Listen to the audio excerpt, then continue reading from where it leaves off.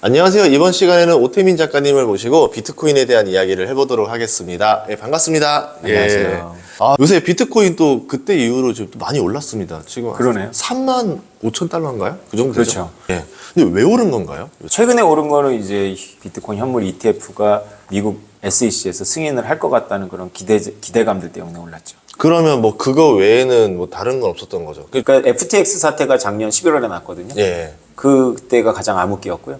그 이후로 계속 오르고 있죠. 그러면은 내년에도 더 올라간다 보세요? 아니면은 나중에 그 고점 가려면 언제쯤 보고 계세요? 그거는 이제 되게 조심스럽죠. 예. 그러나 이제 우리 비트코인 세계, 특히 암호화폐 세계에서 일반적인 상식을 말씀드리면 내년이 되게 중요한 해입니다.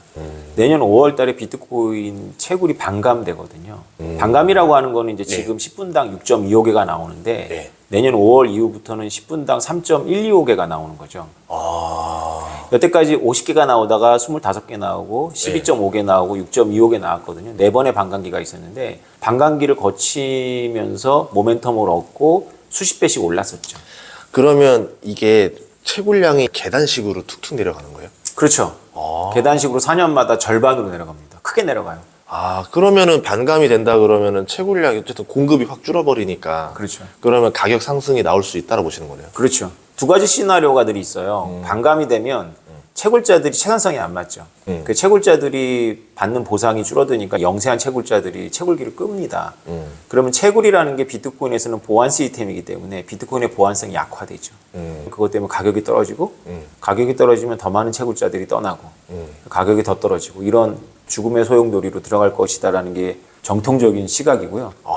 다른 시나리오는 지금 소장님께서 말씀하신 것처럼 공급량이 반으로 줄어드니까 가격이 오를 것이다 이런 시나리오가 있었는데 여태까지는 후자가 늘 이겨왔죠. 왜냐면 비트코인이라는 게 수요라는 측면에서도 활용도가 높잖아요. 그러면 제 생각이 있거든요. 수요가 갑자기 죽을 수가 있을까? 예. 그렇게 되면 수요는 아직 여전한데 공급만 줄어버리니까 가격이 오르지 않을까라는 생각 되는데 비트코인 수요처가 주로 어디입니까? 비트코인 수요처가 딱히 특정하기는 어렵겠지만 결국은 이제 부자들이 자산을 정부 모르게 옮겨야 될 이유가 있거든요. 네. 그럴 수요가 가장 크겠죠. 과거에도 그게 가장 컸다라고 저는 보고 있어요. 그러니까 예를 들면 중국 얘기를 할 텐데 지금 중국에서 자본 유출이 심각하거든요. 맞아요. 중국에서 우리가 만약에 내가 1,000억의 공장을 갖고 있다면 1,000억 원어치 공장을 위안화로 팔았더라도 그거를 달러로 잘 못 바꿉니다. 맞아요. 그런데 중국에는 채굴자들이 많아요. 채굴자들한테 그거를 비트코인으로 바꾸면 중국 정부랑 전 무관하게 외국으로 보낼 수 있거든요. 그러니까 채굴자들은 중국에 살고 있으니까 그렇죠. 이 친구들한테 위안화의 돈을 주고 그렇죠. 이 친구들은 이제 이 코인 채굴한 걸 가지고 그 정부에 등록되지 않은 거래소 뭐 다른 해외 기타 거래소로 지갑에 넣은 다음에 지갑으로 쏴주는 거네요. 그렇죠. 그럴 수도 있죠. 그럼 저는 좀 궁금했던 게 보면 예를 들어서 그렇게 해서 내가 해외 지갑으로 가져갔어요. 그럼 해외 현지에서 다시 돈으로 꺼내야 되잖아요. 그렇죠. 어떻게 꺼내요, 이거를? 그러니까 우리나라 같이 이렇게 엄격한 거래소로 보내는 거는 좀 어렵고요. 그냥 거래소로 보내지 말고 본인이 가지고 있는 거죠. 본인이 가지고 있다가 현지인들한테 팔 수 있어요. 왜냐하면 현지인들은 그 나라의 거래소에서 팔 수 있거든요. 그런 식으로 이제 한다. 좀 이해가 됩니다. 그러면 이 수요는 줄지가 않겠다. 사실은 굉장히 중요한 내용인데요. 2015년도가 비트코인이 되게 어두웠을 때였습니다. 그때 제가 매일 아침마다 구글링을 했어요. 그때는 한국어로 다 뉴스가 거의 없었고 영어로도 얼마 없었습니다. 하루에 한 3시간만 투자하면 모든 뉴스를 볼 수 있었어요. 그런 생활은 제가 3년 했거든요. 그때 어떤 뉴스가 나왔냐면 약간 첩보성 뉴스인데 일본의 T기업이 중국에 있는 계열사들한테 남는 잉여 현금으로 비트코인을 준비하라라는 걸 첩보성으로 나왔어요. 그 T기업은 도요타를 의미하겠죠. 그리고 그 수많은 계열사들인데 이유는 왜 그러냐면 그때 이미 그 리셔링을 준비하고 있어요. 도요타는 인도로. 근데 중국 정부가 아마 돈을 안 바꿔줄 거라고 예상을 했겠죠. 그래서 그걸 대비해서 비트코인을 바꿔라 라고 한 건데 제가 나중에 책을 쓰려고 그 기사를 찾아봐도 아무리 찾아봐도 없더라고요. 지워졌구나. 근데 그게 정확하게 저는 기억이 나는 그때 제가 누구한테 그 얘기를 했거든요. 바로. 이거 도요타가 이미 제 아회사들한테 바꾸라고 한다. 그러니까 용도를 안 거죠. 그게 2015년입니다. 근데 실제로 지금 최근에 이스라엘 사건도 보면은 그 북한 무기가 하마스도 좀 쓰고 있는 것 같더라 이런 뉴스들 보면은 어쨌든 무기 거래를 했을 때 달러나 스위프트 거래가 안 될 거니까 이제 그 비트코인으로 거래를 받고 옮기고 하는 작업들이 갔을 수 있다는 거잖아요. 그래서 저는 이 부분에 대해서 민감하게 들여다보죠. 예. 그래서 하마스도 실제로 비트코인인지 모르겠지만 암호화폐로 기부금을 받았죠. 예. 그게 이제 기존의 금융망을 거치지 않으니까 가능한 거고. 비트코인도 기술이기 때문에 선한 사람이 있으면 선하게 쓰는 거고 나쁜 사람이 있으면 나쁘게 쓰는 겁니다. 근데 예. 어쨌건 그런 속성이 있다는 거는 알고는 있어야 돼요. 예. 왜냐하면 어쨌든 그 수요라는 것 전체를 다 파악하기 위해서는 어디가 그렇죠. 어떻게 쓰는지는 알아야 될 거 아니에요. 원래 보통 인터넷도 그렇지만 원래 나쁜 일을 도모하는 사람들이 먼저 압니다. 새로운 기술을.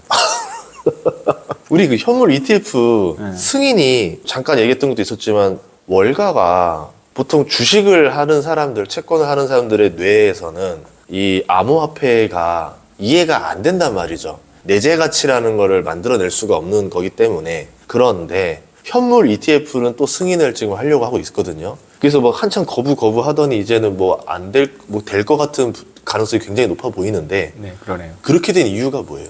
일단 가장 큰 이유는 소비자들이 원하기 때문이겠죠. 그러니까 금융기업을 상대하는 소비자들이니까 부자들이겠죠. 아까 말씀드렸죠. 부자들이 비트코인을 좋아합니다. 깨달으면. 그 부자들이 직접 키를 관리하는 게 힘드니까 그 거대 금융기업이 키를 대신 관리해 주기를 바라겠죠. 그게 쉽게 말하면 현물 ETF입니다. 그러면 뭐 금융기관 자체 투자 회사들도 자기들이 현물 ETF로 투자를 하고 싶은 마음도 있지 않을까요? 궁극적으로 금융기업한테 필요한 게 비트코인입니다. 그걸 알고 있을 거라고 생각을 하는데요. 금하고 비슷하죠. 근데 금은 내가 현물로 보유하려고 하잖아요. 금융기업들은. 근데 현물 금의 단점이 있습니다. 쉽게 못 보내요. 그 보안차에다가 뭐 엄청나게 이렇게 해서 그쵸. 보내야 되는데 예. 비트코인은 바로 가거든요. 이게 왜 중요하냐면 그 단기금융이라는 게 있습니다. 은행들 간에 꿔줬다가 받는 거예요. 예. 일일물이라고 하고 예. 우리나라는 콜금이라고 부르고 예. 미국에서는 페더럴 펀드라고도 부르고 예. 부르는 이름이 다양한데 세계 금융을 움직이는 건 사실은 금융기관 간의 단기 금융인데요. 이 단기 금융에는 담보물이 없습니다. 담보물이 없더라도 워낙에 신뢰가 높기 때문에 사고가 안 나지만 금융위기가 왔을 때는 단기 금리도 올라가거든요. 못 믿는 거죠. 그렇죠. 예. 부도 위험이 있습니다. 왜냐하면 약정으로 담보를 잡지 실제로 담보가 가질 않아요. 그래서 만약에 사고가 나게 되면 내 순위가 쫙 밀릴 수도 있는 거거든요. 근데 비트코인이 현물이기 때문에 바로 가거든요.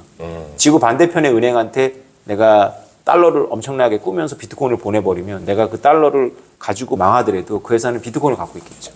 이거를 제가 주장해 왔었는데 관련한 뉴스가 영어권에서 나오고 있어요. 그래서 블랙락이라든가 뭐 이런 데는 깨달은 거죠. 이게 단기금융의 담보물이구나 라는 거. 왜냐면 저도 현물 ETF를 한다는 게 왜냐면 월가가 그냥 단순히 ETF로 해서 그냥 순수하게 그냥 수수료 먹겠다고 하는 의도는 아닐 것 같고 이거를 본인들이 좀 쥐고 들고 싶은데 그렇죠. 단순히 자기들 자금으로 하자니 이게 그렇죠. 좀 애매하고 ETF라는 핑계로 고객들 자금으로 한 걸 우리가 그냥 들고는 있다. 우리가 좀 기왕 보유한 김에 우리 자체 물량도 좀 보유해 볼까? 업을 시키면서 이제 어느 정도 이걸 자산으로서 활용을 할 수 있지 않을까? 정확하게 알고 계시네요. 맞아요. 저는 그렇게 상상했던 거예요. 금융기업은 원래 자기 돈 갖고 자산을 갖고 있는 게 아니잖아요. 예. 고객 돈 대신 자산을 갖고 있는 거잖아요. 그러니까 비트코인을 모으고 싶은 이유가 있다면 자기 돈이 아니라 고객들 돈을 가지고 있는데 금융기업은 우리랑 다르게 이걸 활용할 수가 있어요. 결국 금융의 본질은 신원하고 담보인데 예. 금융기업은 담보물을 잔뜩 갖고 있으니까 예. 그래가지고 융통할 수가 있는 거죠. 그래서 보면 예전에 JP모건이 은을 막 잔뜩 사들였다 이런 것처럼 보유한 담보물을 가지고 파생 상품 만들어내지 그렇죠. 않을까. 예. 그럼 파생이 벌어진다고 하면은 실질적으로 이 현물 가치도 업이 될 수밖에 없잖아요. 한 가지 이유가 또 있습니다. 사람들은 비트코인의 가격의 그 변동성이 단점이라고 보잖아요. 근데 금융기업들한테는 그게 단점이 아니라 장점이죠. 가격의 변동성이 먹을 게 많겠죠. 예. 더 중요한 거는 금융기업은 어느 정도는 게임 체인저입니다. 우리는 가격을 그냥 수용해야 되지만 예. 금융기업들은 가격을 약간 조작하죠. 변동성도 있는 데다가 약간 조작이 되니까 예. 우리랑 게임하면 51대 49로 우리가 반드시 집니다. 카지노네요. 이번에 채권도 그렇잖아요. 그러니까 미실현 손실이라고. 자기들은 10년 만기까지 버틸 수가 있으니까 안 팔면 원금이거든요. 근데 이제 돈 없는 사람들은 중간에 할인 가격으로 팔아야 되니까 손실이 나는 거고. 근데 코인 같은 경우도 가격 변동성이 있는데 본인들이 손실이 났을 때는 그냥 안 팔고 들고 있으면 되는 거고 좀 이익이 났을 때는 조금 매도해서 수익을 차익 실현하면 되는 거고 그러면서 이것도 하나의 월가의 돈놀이 수단으로도 쓸 수 있다. 가격이 오르면 금처럼 공매도 쳐버리겠죠. 그렇게도 볼 수 있구나. 그러면은 이 입장에서는 결국 수요 확대로밖에 이어질 수 없잖아요. 다들 자기들 뭐 월가 기관들이 현물 ETF로 땡기든 자체 물량 땡기든 계속 어쨌든 사서 보유하려고 할 거 아니에요. 근데 공급은 반감기에 더 떨어진다라고 보는 거고, 그럼 내년도에는 더 올라간다라고 볼 수 있는 거 아니에요? 반감기랑 겹치고 만약에 SEC 승인이 난다면 크게 오르겠죠. 본격적으로 비트코인 시대가 올 텐데 지금까지 말씀드렸던 건 금융기업의 관점이고요. SEC 생각은 다르죠. SEC는 이제 표면상으로 이제 소비자 보호를 외치고 있습니다. 그래서 여태까지 10년 동안 비트코인 ETF를 한 가지 이유로 계속 거절했죠. 정말 다양한 ETF가 있었는데 계속 똑같은 이유, 소비자 보호가 안 된다. 그 이유는 가격이 조작되고 외국에서 너무 많이 들고 있다는데 이번에 이렇게 가격이 오른 이유는 미국 법원에서 야, 이 SEC 니네 이유 너무 진부해. 그래서 SEC가 지금 다른 블랙락이나 이런 현물 ETF를 거절할 수 있는데 거절하려면 새로운 이유를 개발해야 돼요. 근데 제가 이렇게 가만히 생각해 보니까 새로운 이유를 찾기가 좀 어려울 거예요. 설득력 있는 새로운 이유를. 그러면은 승인이 날 가능성이 높다라고 보시는 거네요. 반반 봅니다. 반반이요? 네. 여태까지는 저는 굉장히 안 좋게 봤어요. 근데 뭐 반반까지 상당히 높이 평가하는 건데요. 이제 약간 조심스러워하기 때문에 그런 건데요. 시장은 훨씬 높게 보는 것 같아요. 언젠간 나겠죠. 근데 꼭 지금이냐라는 건 약간 좀 퀘션이 있습니다. 그러면 만약에 다음번 상승기 뭐 24, 25년쯤 됐을 때 그때는 얼마 정도까지 갈 수 있다 보세요? 패턴은 말씀드릴 수 있어요. 근데 이거 되게 조심스럽지만 패턴은 뭐냐면 2020년 코로나 때 자산이 폭락했잖아요. 순간적으로. 비트코인이 300만 원까지 떨어졌거든요. 800만 원대 있다가. 그때 샀어야 되네. 그렇죠. 하루 정도 갔어요. 400만 원을 치면 그게 저점인 거죠. 그리고 고점이 8천만 원이에요. 수억 배잖아요. 그죠? 늘 저점 대비 20, 30배입니다. 근데 이번에 저점이 얼마냐면 2,500만 원이에요. 그걸 제가 정확하게 아는 이유는 2,500만 원 제가 매도를 했기 때문입니다. 우리 아내가 인테리어 한다고 저한테 비트코인을 뺏어갔거든요. 2,500. 얼마나 팔기 싫었을까? 그때. 그럼요. 그럼요. 그래서 2,500에 20배면 5억이네요. 그렇다고 해서 5억까지 기다려야 4억에 못 파셨다가 저를 원망하시면 안 되고요. 300에서 8천만 원 간다 했을 때도 그게 말이 되냐라는 생각했던 시절이고, 이게 1,000만 원, 2천만 원 돼도 이게 왜 갑자기 이렇게 올랐어? 라했던 시절이었잖아요. 근데 그 상방을 예상할 수는 없지만 보통 20배까지도 가능성이 있다. 여태까지는 그랬는데 저의 소망은 바라는 바는 좀 완만하게 가고 완만하게 꺾여라. 좀 너무 이제는 너무 뭐 청룡열차도 아니고요. 비트코인이 화폐로서 가치를 못 쓴다는 이유 중에 가격 변동성이 심한데 어떻게 이게 화폐 가치가 되냐 말하는 분들도 있거든요. 이거 어떻게 생각하세요?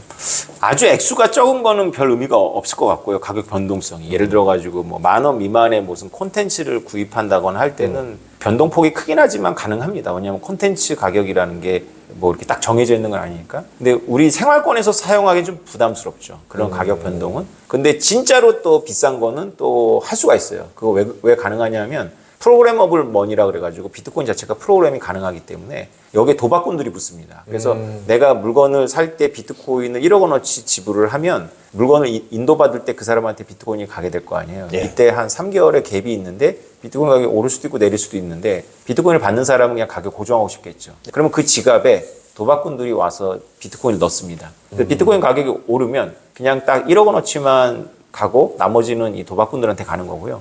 비트코인 가격이 내려가면 1억 원어치가 가고 도박꾼들이 손해를 보는 거죠. 우리 수출입은행 이런 데 보면 달러 해지해 주는 건 똑같은 거잖아요. 그렇죠.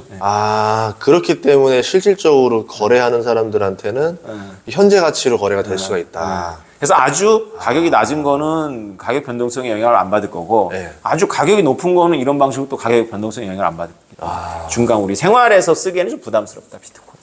그러면은 비트코인 많이 올라갈 때 특징 중에 하나가 알트코인이 더 많이 올랐잖아요. 그럼요. 그러면 만약에 내년이 불장이다 하면 알트코인 사야 되나요? 비트코인 사야 되나요? 알트코인은 근데 수천 가지가 있습니다. 그 중에 어떤 거는 분명히 1,000배 가는 게 있을 거예요. 그것도 한 일주일 만에. 일주일 만에요? 그렇죠. 근데 이제 확실히 비트코인의 계절이 돌아왔다는 게 이제 사람들이 인식이 되면 사람들이 비트코인 못 사요. 왜냐하면 무섭고 덩치가 크고. 물론 비트코인이 5천만 원에 따라서 5천만 원이 필요한 건 아닙니다. 500만 원씩 살 수도 있고 50만 원씩 살 수도 있어요. 근데 그렇게 하면 0.00 이러니까 손에 잡히는 게 없는 것 같아요. 근데 그렇죠. 이런 거 하나씩 잡아야 되는 그렇죠. 근데 알트코인은 100만 원 좀 막 수만 개 주거든요. 어떤 건 어깨도 줘요. 와. 그러니까 느낌상 일단 배가 부르죠. 그리고 이제 비트코인은 많이 올라가 봐야 뭐 10배 가겠다는 생각이 드는데 알트는 일주일 만에도 10배 갈 수 있거든요. 근데 그 얘기는 뒤집으면 알트는 일주일 만에 제로가 될 수도 있습니다. 거의 제로에 가깝게 의미가 없어질 수도 있고요. 예. 그러니까 어떤 건지 알면 돈을 벌겠지만 어떤 건지 알기가 어렵죠. 그런데도 분명히 알트코인 현상은 일어납니다. 인간의 본능인 것 같아요. 그러면 알트코인 중에서도 좀 뭐 볼만한 데들은 없어요? 좀 알트코인 시장을 주도하는 게 바로 비탈릭 뷰테린이에요. 그러니까 비탈릭 뷰테린 친구가 이제 우리 블록체인 업계에서 뭐 사토시 나카모토가 없는 상태에서는 가장 1인자잖아요. 이더리움 창시자. 그 친구가 유행을 선도해요. 2017년 불장은 ICO 때문에 왔는데 비탈릭 뷰테린이 그 문을 연 거예요, ICO를. 그리고 2021년도는 NFT하고 디파이 시장이 왔는데 그것도 역시 비탈릭과 관련이 있습니다. 예. 이번에도 그러면 비탈 뷰테린이 무슨 얘기를 하는지 들어봐야 되겠죠. 비탈 뷰테린이 두 가지를 밀고 있습니다. 하나가 예측 시장. 예측이요? 예측 시장이라는 게 이제 아까 말씀드렸던 일종의 도박인데요. 예. 스포츠 결과를 놓고 도박을 하거나 혹은 환율 예. 이런 순기능들도 있어요. 예. 그런 걸 해칭하기 위해서 이제 도박을 하는 스마트 컨트랙 관련한 기반 코인들이 있습니다. 그걸 찾아보시면 되고요. 또 하나는 신원 인증이에요. SBT라고 그래가지고 월드코인도 있잖아요. 샘 알트먼이. 예. 그 신원화 관련 있는 거거든요. 그래서 블록체인을 잘 이해를 못하는 분들이 많은데 블록체인이 가장 유명한 게 금융이고요. 금융에서도 신원 인증 기술입니다. 블록체인이. 그 신원 인증과 관련한 이제 여러 가지 시도들이 이제 이번 불장에서 유망해지겠죠. 제 생각에는 AI 신원 인증 예치 시장을 대충 믹스해가지고 마케팅하는 코인들이 하루에 밤 자고 났더니 100배 되고 또 그 다음날 없어지고 뭐 이러지 않을까. 뭐 10만 원씩 넣어놓고 네. 목표한 게 되면 좀 팔고 나오고 이런 식으로 뭐 해볼 수는 있겠는데 이런 세계가 조심스러운 게 돈 버는 상위 0.1%를 위해서 나머지는 그냥 깔아주는 거거든요. 그렇죠. 그래서 주변에 보면 코인으로 돈 번 사람 없다 얘기했던 이유가 그런 쪽인 것 같기도 하고 월가에 이제 현물 ETF 등장했다는 것 자체가 어쨌든 메이저로 이제 인정해줬다가 될 수 있잖아요. 이 모든 건 사실은 월가의 그 몇몇 엘리트가 어떻게 나오냐로 지금 돼버렸는데 레리 핑크 블랙럭의 CEO가 최근에 뭐라 그랬습니까? 비트코인은 당신이 어느 나라에 있든지 그 나라의 환율 정책에 영향을 받지 않는 인터내셔널 어셋이다라고 말했어요. 그게 제가 주장했던 지정학적 자산이라는 뜻이거든요. 저하고 똑같은 얘기를 한 건데 저보다 2년 늦게 블랙락의 레리 핑크가 했죠. 저 같은 사람 아무리 떠들어도 소용없어요. 블랙락의 레리 핑크가 얘기를 했는데 민주당의 최대 후원자고 그다음에 세계 최대 투자 자문사고요. 그죠? 그냥 공용으로 쓰는 달러 같이 그렇게 될 수 있다. 메타버스가 그냥 유행이 아니라 디지털이 통합이 돼 가는 거라면 디지털이 하나의 월드거든요. 예. 디지털이 다 연결이 될 텐데 그 디지털에서 사용해야 되는 어떤 가치물이 필요해요. 그러니까 화폐라 그러면 여러분 잘 안다고 오실 텐데 내 캐릭터나 이런 가치물을 빌드업 하는데 그 회사가 없어지면 플랫폼 없어지잖아요. 네. 그럼 옮겨야 돼요. 그 옮기게 되는 그 브릿지가 내 신원, 그러니까 신원이라는 게 내 오템이라는 신원이 아니라 여기서 내가 이 행위를 했던 그 신원이거든요. 그게 옮겨가야 되죠. 그래서 학점도 옮겨가야 되고 내가 어떤 점수를 받았다면 거기서 내가 빌드업했던 그런 무기들의 가치물도 옮겨가야 되잖아요. 그래야 거래를 할 수 있고. 그게 지금 불가능해요. 왜냐하면 권한 때문에 그렇거든요. 개인정보 그런가요? 그렇죠. 모든 플랫폼을 한 군데 중국처럼 중국 공산당이 이거를 다 들여다보면 가능하겠죠. 애플은 가능해요. 애플은 바로 중앙화되어 있거든요. 예. 근데 삼성은 가능하지가 않아요. 삼성, 구글은 전부 다른 플랫폼들이 연결되어 있는 거거든요. 예. 두 군데의 싸움인 것 같아요, 제가 보기에. 하나의 거대한 중앙을 놓고 애플식으로다가 몸집을 키워가는 월드, 유니버스가 이길 건지, 아니면 여러 회사들이 자연 발생적으로 생겼다 도태되겠지만 이걸 심리스하게 연결해 줄 수 있는 무엇이 이길 건지. 저는 후자의 탈중앙화를 비트코인 때문에 공부하니까 후자에 걸고 후자에서 중요한 플레이어가 구글과 삼성이다라고 보고 있어요. 구글이 안드로이드 그런 개념이잖아요. 그렇죠. 그렇죠? 예, 예, 다 탈중앙화 형태에서 안드로이드라는 걸 해서 연결을 다 해준 거고 이제 애플이랑 싸우는 거니까요. 그러니까 구글 플랫폼은 프로토콜 플랫폼입니다. 그래서 프로토콜만 맞으면 거기에다가 뭔가 어플을 올릴 수 있잖아요. 예. 애플은 프로토콜 플랫폼이 아니라 심사 플랫폼이에요. 제 아무리 트위터라도 자를 수 있잖아요, 애플은. 예. 들어오지 마. 그렇죠. 아, 그렇게 할 수 있다. 알겠습니다. 참고로 이제 지금 뭐 지정학적으로 이슈가 좀 많이 나면서 특히 이스라엘 침공하면서 금 가격이 잠깐 또 2,000달러를 넘었었어요. 그래가지고 이제 전쟁하면 금 이렇게 되니까 혹시 전쟁과 이 비트코인의 연관성도 있는지. 그렇죠. 그럼요. 비트코인의 가장 그 직접적인 우리의 생활인들에게 관련한 쓸모는 국경을 넘게 해주는 자산입니다. 아까 플랫폼을 옮기는 것처럼 현실에서도 국경을 넘게 해주는 거거든요. 네. 지난해 2월 달에 러시아가 우크라이나 침공했을 때 우크라이나 사람들이 폴란드 국경을 넘을 때 가져갈 수 있었던 게 많지 않았어요. 그냥 식량 조금, 달러 뭉치. 왜냐하면 어느 나라든지 전쟁을 하면 나중에 폭탄 사야 되기 때문에 금융자산을 전부 개인 거지만 동결해버립니다. 국가 거가 되는 거예요. 그쵸. 금이나 이런 거는. 그래서 현물금을 갖고 가다가는 공항 검색대나 이런 데 뺏길 거고요. 그래서 가치물을 갖고 가야 되는데 기존 금융망을 타지 않는 가치물을 가져가야 되죠. 비트코인이나 이더리움으로 받았어요, 친척들한테. 그때 이미 검증이 된 거죠. 비트코인의 용도가. 그래서 이제 이스라엘하고 하마스의 전쟁은 같은 그 내에서의 그런 거지만 예를 들어서 대만에서 위기가 발생한다. 그럼 대만은 부자거든요. 해외로 가족을 보낼 때 실어 보낼 수 있는 가치물이 없어요. 비트코인이 유력합니다. 그러면 뭐 코인 가격이 올랐다 하더라도 뭐 지금 그런 거 신경 쓸 때가 아닌 거잖아요. 그냥 사서 긁어가지고 빨리 해서 지갑에 넣어서 보내야 되는 거니까. 그렇죠. 전쟁이 일어나면 당연히 금융業만 봉쇄될 게만이 아니라 업비트, 코비타 봉쇄입니다. 그거 뭐 열어주진 않아요. 그래서 자기가 아까도 말씀드렸던 종이나 하드월렛에 갖고 있는 비트코인만 갖고 나갈 수가 있는 거예요. 그럼 그런 건 프리미엄이 엄청나게 붙겠죠. 구하기도 어렵고. 세상에.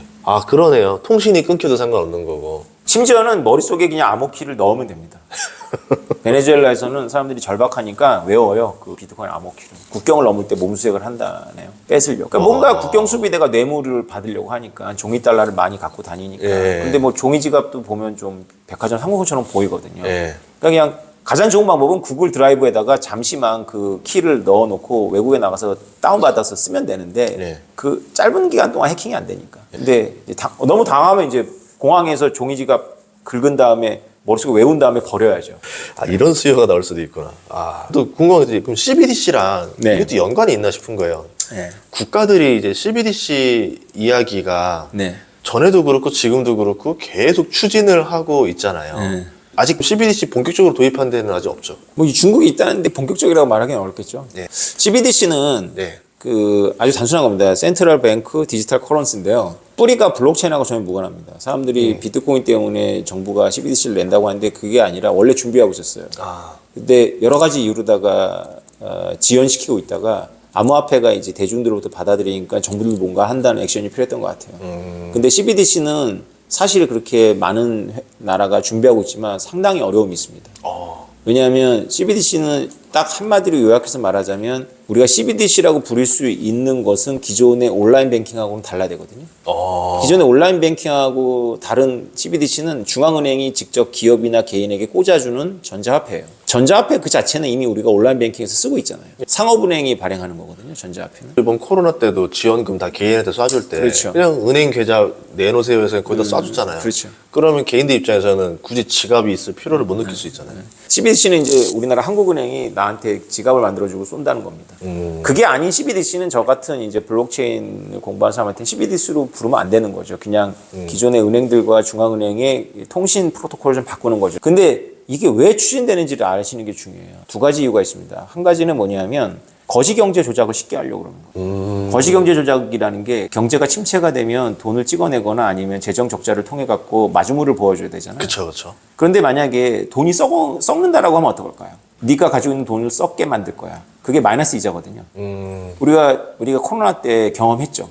마이너스 이자 일종의 안 쓰면 없어지잖아요. 그렇죠. 그러면 써버리잖아요. 그러면 수요를 확대할 수 있죠. 근데 재정 적자라든가 돈을 찍어내는 것과 그냥 CBDC를 꽂아주고 마이너스 이자를 매기는 것과 똑같이 수요를 확대하더라도 정부 입장에 좋은 점이 있죠. 이거는 정부의 빚이 늘어나는 건데 이건 정부의 빚이 늘어나지 않아요. 이게 한 가지 이유고요. 두 번째는 뭐냐면 자금 세탁을 막을 수 있어요. 정부에서 다 들여다보기 때문에. 그래서 어떤 용도로는 마약 사는 데는 못 쓰게 하는 어떤 돈은 마치 책 쿠폰처럼 책에만 쓸 수 있는 거죠. 뭐 이렇게 만들겠다는 목표인데 둘 다 뒷면을 보면 하나는 국민들의 재산을 정부가 거시경제 조작을 해서 징발한다는 거고 하나는 프라이버시를 보호하지 않겠다는 거죠. 그래서 이걸 오엘리안 사회라고 보죠. 그래서 미국에서는 타기가 어려운 게 미국은 그거에 대해서 되게 민감하잖아요. 우리나라보다 온라인 뱅킹도 훨씬 늦어졌잖아요. 주마다 은행들 프로토콜 다 다르고 지금 미국에서 엄청난 저항이 있습니다. 근데 그 저항의 배경에는 상업은행들이 있어요. 명분은 프라이버시인데 상업은행들이 로비합니다. CBDC 반대를. 왜냐하면 상업은행의 자산 자체가 그냥 당좌 예금이에요. 장기 적금이 아니거든요. 은행 면허라는 게 단기 예금을 가지고 장기로 대출해 줄 수 있는 거예요. 그쵸. 뱅크런이 자주 발생 안 하니까. 뱅크런 발생해도 정부가 막아주잖아요. 근데 CBDC처럼 만들어가지고 만약에 기업하고 개인한테 꽂아줘, 전자적으로. 그럼 우리가 상업은행에 그 조금 이자 받으려고 넣지 않잖아요. 한마디로 이제 직거래를 해버리니까 그렇죠. 농산물 도매 시장이 죽는다는 거 아니에요? 그렇죠. 은행들이 미국의 그 반 CBDC 로비 단체를 만들어가지고 로비를 하는 건 이미 알려져 있고요. 그 겉으로 드러나는 거는 의원들이 입법하는 거는 은행들을 보호해야 돼, 업권을 보호해야 돼 이건 아니고 프라이버시를 침해해. 예. CBDC가. 그래서 민주당의 유력한 후보는 아니지만 도전적인 후보였던 케네디가 반 CBDC, 친 비트코인으로 알려진 이유도 바로 그 내용을 보면 프라이버시입니다. 저는 이 CBDC가 어떤 생각을 했었냐면 음지의 돈들을 더 못 움직이게 묶어버리는 거잖아요. 그러니까 예를 들어서 그런 상태에서 이제 지하에 있는 돈이 들어 올려지면 바로 국세청에서 날라오니까 정리 한번 기간 주고 다 음지 돈 다 양지화 시키고 나면은 그때 한번 또 그 돈 가지고 경제 또 양성화 한번 시키고 이제 그런 용도로 할 것 같고 그렇게 되면 이제 음지에 있는 사람들은 양지를 안 나오고 더 음지로 들어가려고 할 거 아니에요. 그럼 이 사람들은 현찰 가지고 할 수 있는 게 없으니까 아까 말한 대로 그냥 코인을 더 사두자. 오히려 비트코인 수요로 더 그냥 압박을 하는 게 아닌가 이런 생각도 들었었거든요. 네, 지금 굉장히 중요한 질문입니다. 정부들은 거래소를 억압하면 비트코인의 흐름을 막을 수 있다고 생각을 해요. 그러니까 암호화폐에 대한 공부가 덜 된 것 같습니다. 암호화폐는 기본적으로 거래소나 이렇게 금융망을 통해서 가는 게 아니고요. P2P로 사람 대 사람으로 가도록 되어 있습니다. 얼마든지 할 수 있고요. 그래서 말씀하신 것처럼 그렇게 억누르면 음지에서 많이 생기겠죠. 그래서 CBDC 같은 거 만들어갖고 모든 걸 다 들여다보겠다 그러면 암호화폐 세계 잡아먹힙니다. 만약에 CBDC를 신원 인증을 하지 않고 비트코인처럼 암호 인증을 해버리면 어떤 일이 벌어지냐면 미국이 스테이블 코인을 만들어준 거예요. 그걸 아토믹 스왑 기술이라고 해가지고 이더리움을 비트코인 상에서 발행할 수도 있고요. 비트코인을 이더리움 상에서 발행할 수도 있습니다. 쉽게 말하면 비트코인을 하나를 잠그고 새로운 토큰을 10개 발행하면 이 토큰들 10개를 모으면 비트코인 하나랑 교환이 되는 거거든요. 그러니까 예를 들어서 1달러짜리 CBDC를 암호를 만들면 암호를 잠그고 1달러짜리 토큰을 발행하는 거예요. 네. 그러면 정부 입장에서는 1달러는 고정되어 있습니다. 안 보입니다. 네. 그냥 그 자리에 있는 것 같은데 이게 막 돌아다니는 거죠. 그렇죠. CBDC가 이제 아까 말한 대로 좀 중국이라든가 한국이라든가 이런 아시아 쪽이 더 도입이 더 쉽겠죠, 아무래도. 하여튼 미국 달러는 쉽지 않을 거라고 보고요. 한국도 실험적으로 지금 엄청 말만 많고 하기는 좀 어려울 거라고 보는데 뭐 하겠다니까 그건 아마 CBDC가 아닐 거예요. 이름만 CBDC지. 뭐 사람들 말 중에 하나가 중국이랑 비트코인도 연관이 많다. 이제 뭐 예를 들어 중국이 가지고 있는 비트코인이 어마어마하다. 뭐 이런 얘기도 들었는데 실제로 그런가요? 그럴 거예요. 왜냐하면 초창기에는 중국인들이 많이 했습니다. 그렇게 통계처럼 과장된 거는 아니겠지만 네. 실제로 저는 한 60%에서 50%는 중국 시장이었다고 보고 있어요. 초창기에는. 그 이유가 있습니다. 중국은 아주 오래전부터 달러를 불신했어요. 그렇다고 위안화를 믿는 것도 아니죠. 중국 국민들이. 네. 그게 이상하게 비트코인 수요로 갔던 것도 있는 것 같고요. 네. 또 하나는 지금 시진핑 정부가 이제 제거하려고 했던 상하이 세력이 있어요. 장점이네. 그 세력이 특징이 뭐냐면 시진핑 정부보다는 굉장히 글로벌하고 개방적인 데 반해서 엄청나게 부패했거든요. 몇 조씩 해먹었어요. 그런 사람들이 일부러라도 국경을 넘는 비트코인 같은 게 필요했던 거죠. 여러 수단으로 외국으로 돈을 보내는데 비트코인도 그 중에 일부였던 거예요. 그래서 우리나라 사람들이 모두 비트코인이 어두웠을 때도 비트코인 수요가 꾸준했었죠. 그게 아마 중국의 부자들이었을 거예요. 시진핑은 그 상하이 세력을 제거해야 되기 때문에 비트코인에 대해서 굉장히 엄했죠. 채굴자도 다 내쫓고. 네. 근데 이제 시진핑도 기득권이 됐거든요. 그들도 비트코인이 필요한 거죠. 어쨌든 자기 세력 안에서도 또 부패한 사람들이 나올 거고 이 사람들도 전산의 눈치 보지 않고 해외로 넘겨야 되는 거고 예전에 밴쿠버라든가 이런 데서 보니까 그 집값 올린 사람들이 죄다 중국인들이에요. 근데 더 정확히 말하면은 중국인 자녀 유학생들이 거기에 대학을 다닌다는 핑계로 집을 사주면서 올라가는데 신기하게 시드니부터 시작해서 다 보니까 중국 유학생들이 있는 지역들만 부동산이 폭등을 하는 거예요. 그래서 이게 연관이 있는 것 같다. 이 돈을 여기로 좀 넘기고 싶어하는 수요가 상당히 있겠구나. 지금 빠져나갈 사람 다 빠져나갔다고 하는데 그거는 말이고 아직도 덜 빠져나갔죠. 근데 네. 중국 정부가 장기 집권을 하면서 내세운 것 중에 하나가 공동부유잖아요. 예. 공동부유가 사실은 말이 좋아 공동부유지 IT 회장들이 하루아침에 사라지고 막 하잖아요. 예. 네, 그런 식으로 이제 공동부유를 하니까 중국 부자들은 얼마나 빠져나가고 싶겠습니까? 항상 불안해하고 그렇죠. 네, 안 걸리는 수단이 필요하다. 일론 머스크 같이 똑똑한 사람이 왜 비트코인을 이렇게 많이 샀었을까요? 4년 전에. 일론 머스크 공장이 어디 있어요? 상하이 있잖아요. 그렇죠. 1,000억을 국경 밖으로 옮길 수 있는 유일한 수단입니다.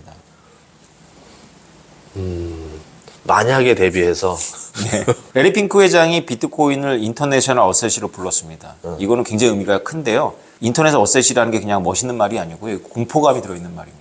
왜냐하면 지금 국제 질서의 근간은 국경의 통제를 받는 자산이 근거예요. 부동산, 동산 할 것 없습니다. 근데 비트코인은 국경의 통제를 받지 않아요. 그 얘기는 뭐냐면 비트코인이 이기든지 국제 질서가 이기든지예요. 근데 지금까지 보면 비트코인이 이기기 때문에 국제 질서는 변경됩니다. 지금의 국제 질서는 브레튼 우드 시스템에서 만들었는데 자산이 국경을 넘지 못하거나 통제할 수 있다는 전제 위에 있어요. 갈등이 된다는 거는 전 세계가 다 이제 각자로 다 쪼개진다? 이렇게 보시는 거예요. 그렇진 않겠죠. 예. 그러나 저는 레가시, 기존의 엘리트들이 굉장히 똑똑하고 적응력이 뛰어나다고 보고 가끔씩 감탄합니다. 대표적인 게 바로 레리 핑크죠. 레리 핑크가 2년 전까지 비트코인에 대해서 기자들이 물어보면 그거 자금 세탁 용도입니다라고 얘기를 했는데 예. 2년 만에 바뀌었어요. 근데 자금 세탁을 할 수 있는 것과 인터넷 어세이 똑같잖아요. 예. 그러니까 원래 알고 있었다는 뜻이에요.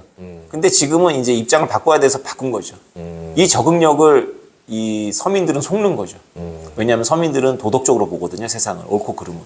근데 엘리트들은 도덕적으로 보지 않습니다, 세상을. 오늘 되게 또 긴 시간 동안 얘기해 주셔가지고 저번 이야기와 또 다른 이야기들을 들으니까 더 새로운 것 같아요. 들을 때마다 새로운 것 같은데. 감사합니다. 책에는 이번에 어떤 내용들이 담겨있나요? 이런 내용을 다 넣었습니다. 아, 진짜요? 네. 어. 그래서 비트코인에 대해서 제가 10년 네. 동안 글을 써왔는데 버릴 거 버리고 추릴 거 추리고 새로 넣어서 좀 인문학적으로 딥하게 그리고 좀 더 쉽게 종합판이라고 좀 보시면 됩니다. 지금 소장님하고 오늘도 한 얘기가 새롭다고 하는데 이 네. 책의 한 5분의 1 정도를 이제 말을 한 거죠. 알겠습니다. 또 잘 읽어보도록 하겠습니다. 네. 여러분들도 비트코인에 대해서 너무 부정적으로만 생각할 필요는 전 없다고 생각해요. 그러니까 너무 긍정적으로 생각하는 것도 안 좋겠지만 뭔지는 알고 나서 내가 객관적으로 파악을 하고 이렇게 돌아가는 구조에 비트코인이 이런 역할을 하고 있구나. 이걸 이해하는 게 저한테 중요하다고 생각하거든요. 그런 점에서 책 꼭 읽어봤으면 좋겠어요. 오늘 출연해주셔서 감사합니다. 감사합니다. 네, 고맙습니다. 네.